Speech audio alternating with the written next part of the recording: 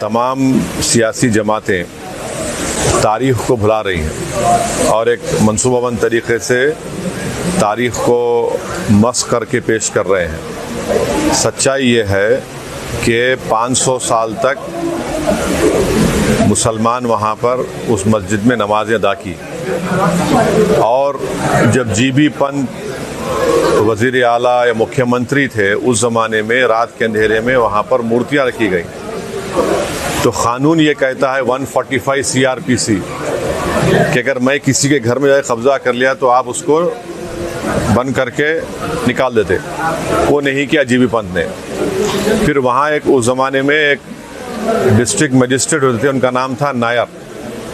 नायर साहब ने मस्जिद को बंद कर दिया, मुसलमानों को आने से रोक दिया और फिर वही नायर साहब 1950s में जनसंघ के MP बने लोकसभा में।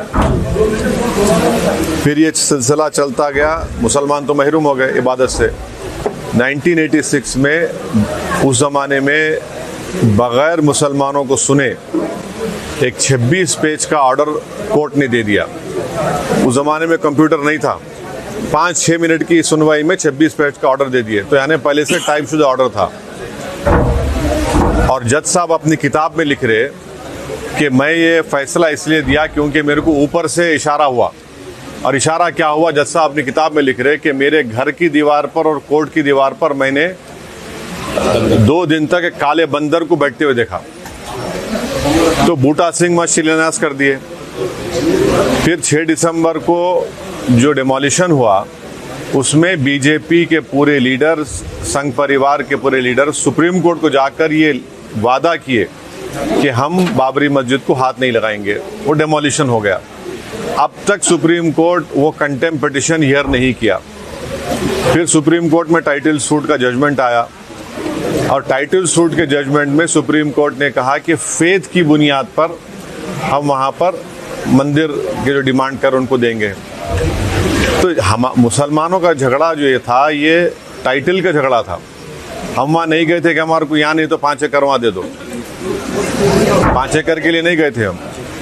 तो ये फेथ की बुनियाद पर जब फैसला आया तो मैंने उस वक्त भी कहा, आज भी कह रहा हूँ कि वो जजमेंट के बाद ही बीजेपी और संघ परिवार के हौसले बहुत बुलंद हो गए। और मैंने जिस खदशे का इजहार किया था वो बदबख्ती से सच साबित हो रहा है। आज आप देख रहे हैं कि कई पुराने इश्यूज खुल रहे हैं। तो जैसा कि सुनिए, सुप्रीम कोर्ट का एक साबिका रिटायर्ड चीफ जस्टिस ने अंग्रेजी में कहा था कि supreme court is supreme but not infallible. तो आज हम वही देख रहे हैं। और अफसोस ये है कि कोई 6 दिसंबर की बात नहीं करता, कोई जीबी पंत की बात नहीं करता, कोई डिसेस की बात नहीं करता। और जब आप इन तमाम सियासी जमातों से पूछेंगे क्यों नहीं बात करे तो बोलते अरे भूल जाओ ना भाई तुम लोग। मैं इन लोगों से पूछ रहा हूँ, तुम्हारी बाप की मौत को भूल सकते क्या? तुम तुम्हारी माँ की मौत को भूल सकते क्या? आप एक सिस्टमेटिक तरीके से इस मस्जिद को छीन लिए और कई इश्यूज पैदा हो गए। अब एक सिटिंग चीफ मिनिस्टर महाराष्ट्र का बोल रहा है कि हाजी मलंग दरगाह को मैं तब्दील कर दूंगा। सुनहरी मस्जिद दिल्ली का क्या किस्सा है बताइए आप। तो ये सब चीज़ें, ऊपर से मोदी ये चाहते हैं कि इससे मेजॉरिटी कम्युनिटी का वोट कंसोलिडेट हो जाए उनके लिए। और दूसरा उनका मकसद ये है कि भारत के मुसलमानों को उनकी हैसियत और उनका मुकाम दिखाना। वो तो बीजेपी तय कर चुकी है कि मार्जिनलाइज करना, पॉलिटिक्स से मुसलमानों को मार्जिनलाइज कर चुके हैं।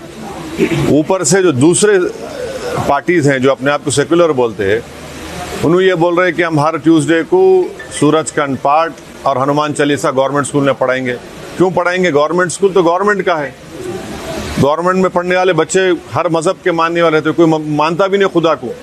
फिर ये सब जो चीज़ें हो रही है, ये क्या हो रहा है?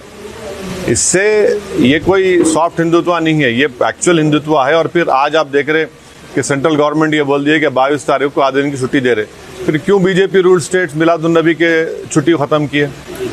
एक दस्तूरी ओहदे पर एक शख्स फायज है, उन्होंने फ्राइडे के दिन लंच ब्रेक कम कर दिए। आज NCLT बोल रहा है कि 22 तारीख के दिन आधे दिन छुट्टी दे रहे। तो ये क्या हो रहा है? ये आप, इस मुल्क का कोई मजहब नहीं है, ये मुल्क का कोई मजहब नहीं है। ये मुल्क हर मजहब को मानता नहीं, खुदा को नहीं मानता। आप ये बीजेपी क्या कर रही है फिर? अच्छा साहब, कहीं ना कहीं ऐसा लगता है कि ये अपनी सरकार होते हुए ये मनमर्जी कर रहे हैं। एक कानून में ऐसा कोई इख्तियारात है कि कोई प्रधान मिनिस्टर इस तरह से अपनी मनमर्जी कर सकता है, कानून को तब्दील कर सकता है? ये अब चल रही है ना, अब चल रही है। नहीं, एज पर द लॉ की अगर हम बात करें, कानून में देखिए सच्चाई ये है कि जब पार्लियामेंट का इफ्तिताह हुआ था तो प्राइम मिनिस्टर को नहीं करना चाहिए था, स्पीकर को करना चाहिए था, क्योंकि स्पीकर कस्टोडियन होता है। मगर प्राइम मिनिस्टर ऐसा है ना, हर चीज़ में वही दिखना चाहते। फिर इनॉग्रेशन भी उन्होंने कर लिए, स्पीकर साहब नहीं थे, अब ये भी वही करने वाले हैं। तो हर चीज़ ऐसा हो रहा है कि एक डोमिनेंट एग्जीक्यूटिव की वजह से हमारे आइन में जो theory of separation of powers है वो कमज़ोर पड़ रही है। एक ड्राइवर्स का लॉ रिसेंटली अमित शाह ने जिस तरह से लागू किया था, एक ड्राइवर ने आपसे गुफ्तगू भी की थी ऑन कॉल, तो आपने बताया था कि आपने आवाज़ उठाई। तो ये चीज़ें जब आवाज़ उठती हैं तो ये एक मिसाल तक क्यों नहीं पहुँचती है? ऐसा है ना, अब तो आवाज़ उठाने वाले भी नहीं रह गए। तो चलिए, अब कम से कम आवाज़ तो उठ रही है, तनकीद तो हो रही है। और वो जो क़ानून पास किया गया था, फौजदारी के 3 नए क़ानून बनाए गए, उसमें जो एक्सीडेंट में जो लोग की मौत हो जाती उनको जुर्माना और सज़ा बढ़ा देना, मैंने पार्लियामेंट में कहा था कि ये क्रिमिनल जुरिस्प्रूडेंस के ख़िलाफ़ है ये, मगर इन्होंने कर दिया। बल्कि वो पूरे क़ानून का इतना गलत इस्तेमाल होगा, आप देखना मुसलमान दलितों पर, कि हर एक पर उस क़ानून को इस्तेमाल करके उनके सिविल लिबर्टीज़ को। बल्कि मैंने पार्लियामेंट में कहा था कि अगर आज महात्मा गांधी और भगत सिंह जिंदा होते, उस कानून को देख के बोलते ये रोलेट एक्ट है। सर, देश में आपको लगता है और भी मस्जिदें टारगेट हो?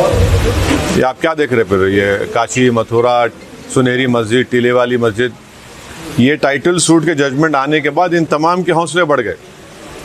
हम फेथ की बुनियाद पर हम ये सवाल उठा सकते हैं। एमआईएम उम्मीदवार किशनगंज और हैदराबाद, औरंगाबाद छोड़कर दूसरे जगह भी? हाँ, अभी आप देखेंगे, टाइम है ना, अभी टाइम के बाद कुछ ही दिनों में एमपी इलेक्शन है, तैयारी गुलबर्गा करना